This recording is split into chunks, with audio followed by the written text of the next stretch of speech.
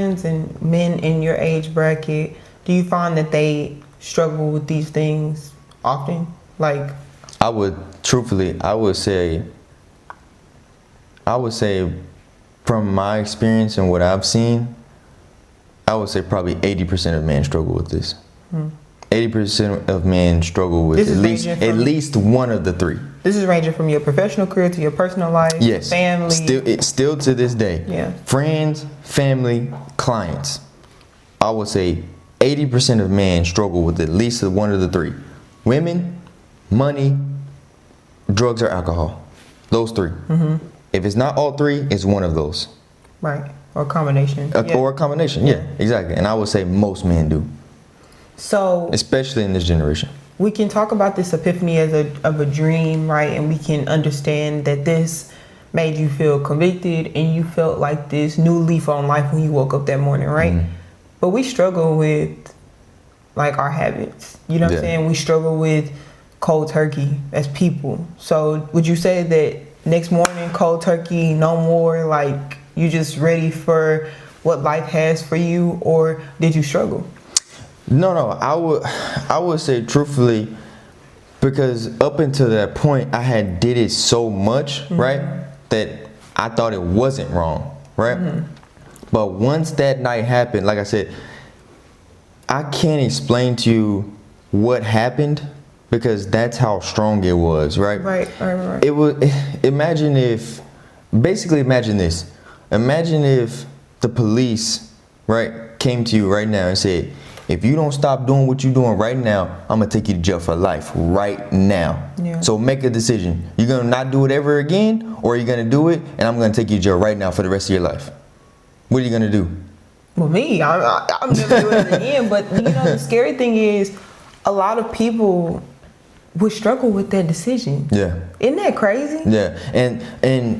And honestly, that's just on a minimum scale, because even a police officer is still a human being. Right. What I'm talking about is not from a human being. A police officer can't make me, feel that I'm awake when I'm not. A police officer can't make me sit up and basically see myself even though I know I'm asleep. Right? So this is something totally different that I can't really explain. It was as if it was supposed to happen, right? And that's the reason why I wanted to talk about this, is because it was so powerful that, like, literally I went cold turkey and I didn't regret it. I didn't think about it. I didn't care. I said, this is it and nothing at all. That's how powerful that night was. So, were there specific people who helped you or inspired you with your journey of faith? Yes. So from like when I completely converted back over, or all the way, or up to now? You can do a little bit of both. So I would say when... Let's break it down. Let's start with... When I first came back. When you first came back. Yeah. What was your biggest influence? What helped you stay on track? Did you have anybody in your life that helped you to say, this is the way, Malik? Yeah, so when I first came back and I realized, Malik, you were wrong, and this is the truth, right? Yeah. There's only two things. Two people. Our daughter and you. That is it. I'm not even being funny and saying that just because, you're my wife. I'm telling you the honest truth. When Journey came, I said, this is real. This is different, right? And you, because I seen everything that you went through all the way up until we had our daughter. And I was like, there's no way that God didn't send her to me on purpose. Because when I seen everything that you endured, and the way that you held your composure, the way that you didn't look for vengeance on people, you didn't look for revenge on people, and you stood your ground, I was like, there's no way that God is not real. Because for someone to endure the things that you endured and not turn around, there's only one person that stops them from doing that, and that's God. Yeah. That's the honest truth. Those are the only two people. I think that I remember you telling me when we first met that unconditional love doesn't exist. Do you still believe that? Do I believe unconditional love doesn't exist? No, I don't believe that anymore. So, do you believe that for people who seek love, want love outside of, in the physical, right? Because God is love, but feeling that through another vessel, through another person, you've experienced that. You've experienced an unconditional love. Yeah. Yeah. Is that what I'm saying? Is that what you're saying? Yeah. And I'm saying that because, like I said, that's how I know that God and Jesus is real. Because the only way you can produce, experience, or endure unconditional love is through God and Jesus Christ. Because a person can't even give you that without having Jesus in their heart, right? So if a person can give you unconditional love, right, they have Jesus in their heart. And vice versa, if someone can receive it and then spit it back out to you, they have to have Jesus in their heart. So the question is, prior to our relationship, you had never experienced a person with Jesus in their heart? Like, that you could acknowledge? No. That's crazy. No, I'm just saying, like, that's some deep, that's because when we operate in this world, I'll say that I think that our generation, we speak about our generation a lot, but our generation speaks a lot about options. Yeah. And accessibility and the ability to just change whenever you want and do whatever you want, however you want. But I think that it gives me goosebumps to hear you say that through women and dating and you said yourself you had you dated a lot, like you had all of these experiences with different women and not even just women, family, friends, colleagues, whatever. And to say that you've never experienced that means that it's a thin percentage. You know what I'm saying? And I just that shows you the true colors of what our world has come to, which is a lot of people don't really understand the depth of what and who Jesus really is. That's what it tells you. So maybe that fire and brimstone wasn't too bad. It wasn't too bad. No, I think that the teachings of I was raised with majority, like my mom raised me, but my grandmother played a really big role and still does in my life. And she just really helped me to not try to validate myself with other people, even if it's because so many people will tell you do it like this, or why you doing it like that, or that don't make sense, or if they do you like this, do them like that, you weak and you this and you that. And I used to feel that, I used to feel like, dang, I really am like no backbone, a noodle back. You know what I'm saying? I'm walking around just like letting people step over me.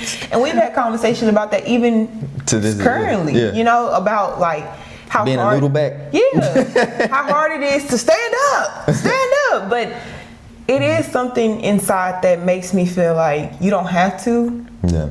Because I got you. Like when you talk about somebody saying, if you choose this, I got your back. Yeah. That's what I feel.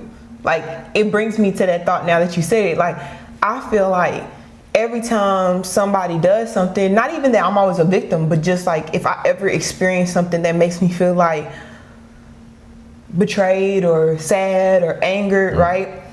I guess my initial reaction just never to like, let me do it right back. You know what I'm saying? And a lot of people's is, but I just always have felt like God got me, and it's never been wrong. Yeah. It's never been wrong. So that makes me happy to hear that I was.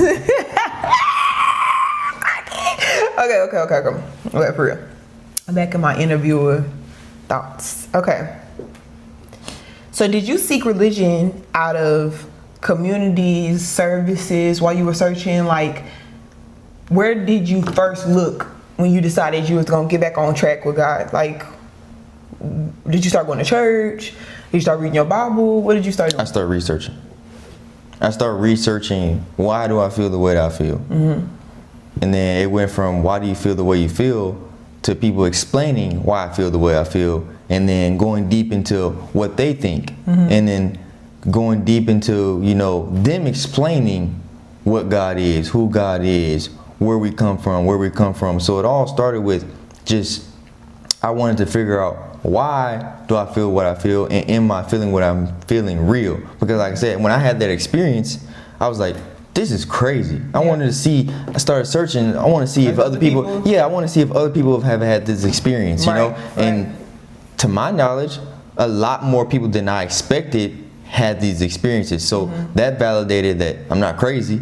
It validated, okay, these people have had similar experiences, and a lot of people that did have the experiences are talking about what I'm talking about right now, which is that experience jumped them back to the faith.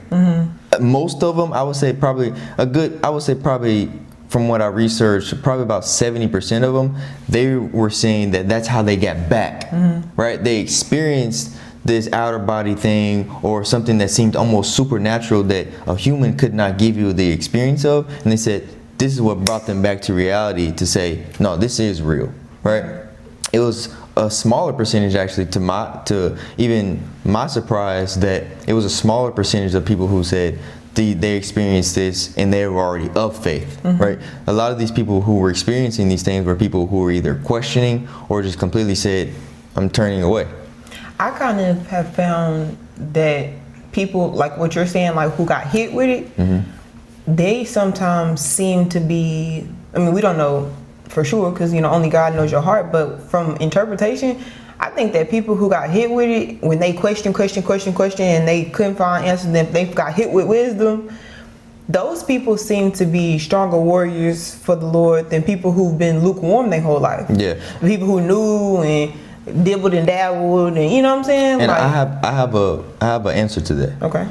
So from what I've found, and the reason why I think that might be true, is because what I found out is God is not a person or a being that's going to leave things unsaid, right?